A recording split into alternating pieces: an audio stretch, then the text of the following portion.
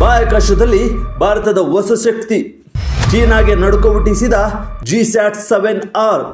ಬಾಹ್ಯಾಕಾಶದಲ್ಲಿ ಚೀನಾ ತನ್ನ ಪ್ರಾಬಲ್ಯವನ್ನು ದಿನದಿಂದ ದಿನಕ್ಕೆ ವಿಸ್ತರಿಸುತ್ತಲೇ ಇದೆ. ಈ ಆಧಿಪತ್ಯಕ್ಕೆ ಸೆಡ್ ಹೊಡೆಯಲು ಮತ್ತು ಹಿಂದೂ ಮಹಾಸಾಗರದಲ್ಲಿ ತನ್ನ ಹಿಡಿತವನ್ನು ಬಲಪಡಿಸಲು ಭಾರತ ಬಿಗ್ ಹೆಜ್ಜೆ ಇಟ್ಟಿದೆ. ಈಗಾಗಲೇ ನಿಮಗೆ ಗೊತ್ತಿರುವಂತೆ ಸತೀಶ್ ಧವನ್ ಬಾಹ್ಯಾಕಾಶ ಕೇಂದ್ರದಿಂದ ದೇಶದ ಅತ್ಯಂತ ಭಾರವಾದ ರಕ್ಷಣಾ ಸಂವಹನ ಉಪಗ್ರಹ GSAT-7R ಅನ್ನು ಇಸ್ರೋ ಯಶಸ್ವಿಯಾಗಿ ಉಡಾವಣೆ ಮಾಡಿದೆ. ಈ ಸ್ಯಾಟಲೈಟ್ ಭಾರತೀಯ ನೌಕಾಪಡೆಯ ಪಾಲಿಗೆ ಗೇಮ್ ಚೇಂಜರ್ ಎಂದೇ ಹೇಳಲಾಗ್ತಿದೆ. ಆಕಾಶದಲ್ಲಿರುವ ಭಾರತದ ಕಣ್ಣು ಇದಾಗಿದೆ. ಹಿಂದೂ ಮಹಾಸಾಗರದಲ್ಲಿ ಚೀನಾ ತನ್ನ ಮಿಲಿಟರಿ ಹೆಜ್ಜೆ ಗುರುತುಗಳನ್ನು ಹೆಚ್ಚಿಸುತ್ತಿದೆ. ಈ ಸಮಯದಲ್ಲಿ ಐ ಆನ್ ದಿ ಸ್ಕೈ ಉಪಗ್ರಹ ಉಡಾವಣೆ ಮಾಡಿರೋದು ಚೀನಾಗೆ ವಾರ್ನಿಂಗ್ ಕೊಟ್ಟಂತಾಗಿದೆ. ಹಾಗಾದರೆ ಏನಿದು GSAT-7R? ಚೀನಾದ ಸಾವಿರಾರು ಸ್ಯಾಟಲೈಟ್ಗಳ ಮುಂದೆ ಇದು ಯಾವ ರೀತಿ ಸವಾಲೊಡ್ಡಲಿದೆ? ಇದರಿಂದ ಭಾರತೀಯ ಸೇನೆಗೆ ಆಗುವ ಲಾಭವೇನು? ಬನ್ನಿ ಈ ವಿಡಿಯೋದಲ್ಲಿ ನೋಡೋಣ.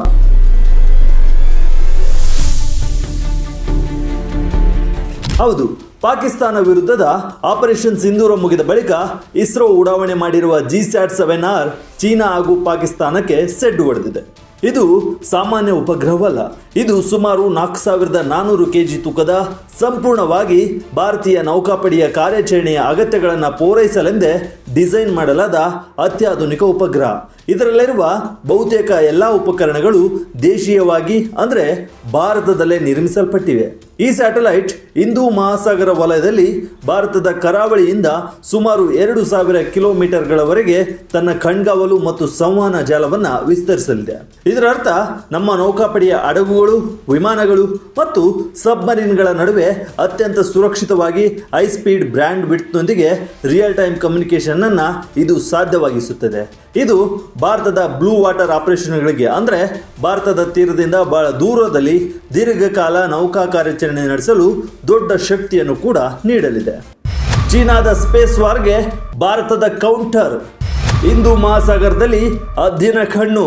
ಈ GSAT-7R ಉಪಗ್ರಹ ಭಾರತಕ್ಕೆ ಯಾಕೆ ಪ್ರಮುಖ ಅಂದರೆ ಅದಕ್ಕೆ ಉತ್ತರ ಚೀನಾ. ಇತ್ತೀಚಿನ ವರ್ಷಗಳಲ್ಲಿ ಚೀನಾ ಬಾಹ್ಯಾಕಾಶ ಯುದ್ಧ ನಡೆಸುತ್ತಿದೆ. 2010ರಲ್ಲಿ ಕೇವಲ 36 ಮಿಲಿಟರಿ ಉಪಗ್ರಹಗಳನ್ನು ಹೊಂದಿದ್ದ ಚೀನಾ 2024ರ ವೇಳೆಗೆ ತನ್ನ ಸೇನಾ ಉಪಗ್ರಹಗಳ ಸಂಖ್ಯೆಯನ್ನು 1000ಕ್ಕೆ ಹೆಚ್ಚಿಸಿಕೊಂಡಿದೆ. ಇದರಲ್ಲಿ ಸುಮಾರು 360 ಉಪಗ್ರಹಗಳು ಬೇಹುಗಾರಿಕೆ, ಕಣ್ಗಾವಲು ಮತ್ತು ಗೂಢಚರ್ಯೆ ಕಾರ್ಯಾಚರಣೆಗಳಿಗಾಗಿಯೇ ಮೀಸಲಾಗಿವೆ. ಇದಲ್ಲದೆ ಚೀನಾವು ನೇರವಾಗಿ ಉಪಗ್ರಹಗಳನ್ನು ಒಡೆದುರುಳಿಸುವ ಕ್ಷಿಪಣಿಗಳು ಅಂದರೆ ಆಂಟಿ ಸ್ಯಾಟಲೈಟ್ ಮಿಸೈಲ್ಗಳು, ಎಲೆಕ್ಟ್ರಾನಿಕ್ ವಾರ್ಫೇರ್ ಸಿಸ್ಟಮ್ಗಳು ಮತ್ತು ಲೇಸರ್ಗಳಂತಹ ಶಸ್ತ್ರಾಸ್ತ್ರಗಳನ್ನು ಅಭಿವೃದ್ಧಿಪಡಿಸಿ ಯಾವುದೇ ದೇಶದ ಬಾಹ್ಯಾಕಾಶ ಸಂಪರ್ಕವನ್ನು ಕ್ಷಣ ಮಾತ್ರದಲ್ಲಿ ನಾಶ ಮಾಡುವ ಸಾಮರ್ಥ್ಯವನ್ನು ಹೊಂದಿದೆ. ಚೀನಾದ ಈ ಕಿಲ್ ಮೆಶ್ ತಂತ್ರ ಅಂದರೆ ತನ್ನ ಎಲ್ಲ ಉಪಗ್ರಹಗಳನ್ನು ಮತ್ತು ಶಸ್ತ್ರಾಸ್ತ್ರಗಳನ್ನು ಒಂದೇ ನೆಟ್ವರ್ಕ್ಗೆ ಲಿಂಕ್ ಮಾಡಿ ಮಿಂಚಿನ ವೇಗದಲ್ಲಿ ದಾಳಿ ಮಾಡುವ ತಂತ್ರಕ್ಕೆ ಪ್ರತ್ಯುತ್ತರ ನೀಡುವುದು ಭಾರತಕ್ಕೆ ಅನಿವಾರ್ಯವಾಗಿತ್ತು. ಮೇನಲ್ಲಿ ನಡೆದ ಆಪರೇಷನ್ ಸಿಂಧೂರ ಟೈಮ್ನಲ್ಲಿ ಪಾಕಿಸ್ತಾನಕ್ಕೆ ಚೀನಾ ಬಾಹ್ಯಾಕಾಶ ಗುಪ್ತಚರ ಮಾಹಿತಿಯನ್ನು ನೀಡಿತ್ತು ಎಂಬ ವರದಿಗಳ ಬೆನ್ನಲ್ಲೇ ಈ ಬೆಳವಣಿಗೆ ನಡೆದಿರುವುದು ಭಾರೀ ಮಹತ್ವವನ್ನು ಪಡೆದುಕೊಂಡಿದೆ.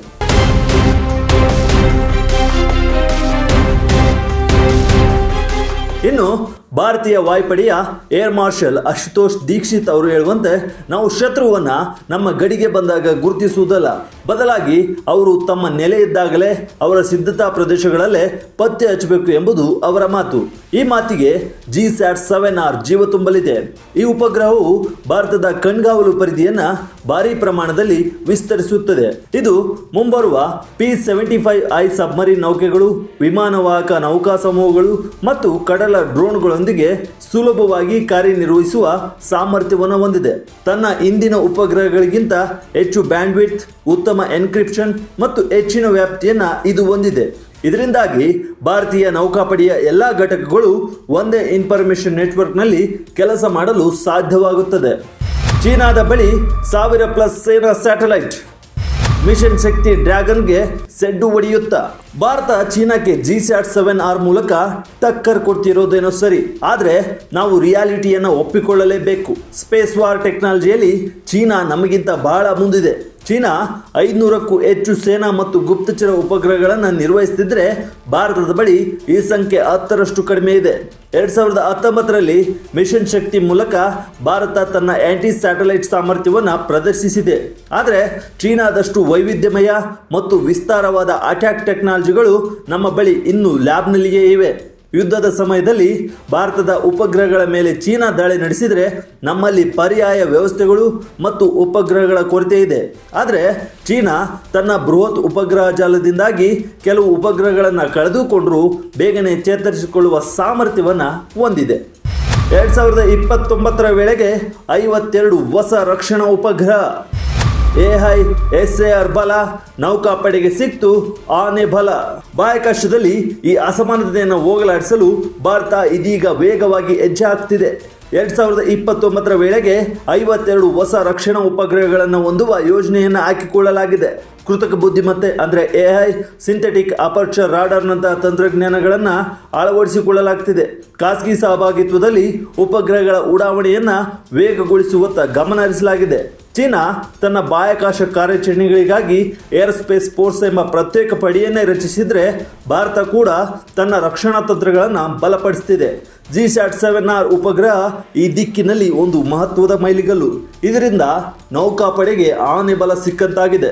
ಒಟ್ಟಿನಲ್ಲಿ GSAT-7R ಉಪಗ್ರಹದ ಉಡಾವಣೆ ಭಾರತದ ಬಾಹ್ಯಾಕಾಶ ರಕ್ಷಣಾ ಸಾಮರ್ಥ್ಯಕ್ಕೆ ಹೊಸ ಬಲ ತುಂಬಿರೋದು ನಿಜ. ಇದು ಚೀನಾಕ್ಕೆ ಸ್ಪಷ್ಟ ಸಂದೇಶವನ್ನು ರವಾನಿಸಿದೆ. ಆದರೆ ಚೀನಾದ ಬೃಹತ್ ಸಾಮರ್ಥ್ಯದ ಮುಂದೆ ನಾವು ಕ್ರಮಿಸಬೇಕಾದ ದಾರಿ ಇನ್ನೂ ಬಹಳಷ್ಟಿದೆ. GSAT-7Rನಂಥ ಯೋಜನೆಗಳು ಆತ್ಮನಿರ್ಭರ ಭಾರತದ ಸಂಕಲ್ಪವನ್ನು ಬಲಪಡಿಸುತ್ತವೆ. ಇದು ಕೇವಲ ಒಂದು ಸ್ಯಾಟಲೈಟ್ ಲಾಂಚ್ ಅಲ್ಲ, ಬದಲಾಗಿ ಸ್ಪೇಸ್ ಎಂಬ ಫೈನಲ್ ಬ್ಯಾಟಲ್ ಗ್ರೌಂಡ್ನಲ್ಲಿ ಭಾರತ ತನ್ನ ಸ್ಥಾನವನ್ನು ಭದ್ರಪಡಿಸಿಕೊಳ್ಳಲು ಇಟ್ಟಿರುವ ದಿಟ್ಟ ಹೆಜ್ಜೆಯಾಗಿದೆ.